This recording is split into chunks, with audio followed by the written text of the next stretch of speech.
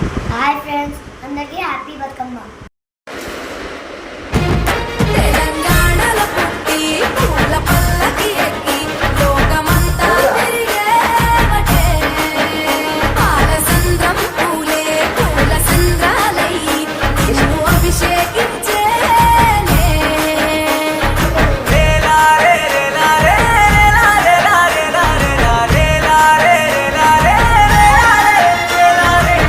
పత్తి పువ్వు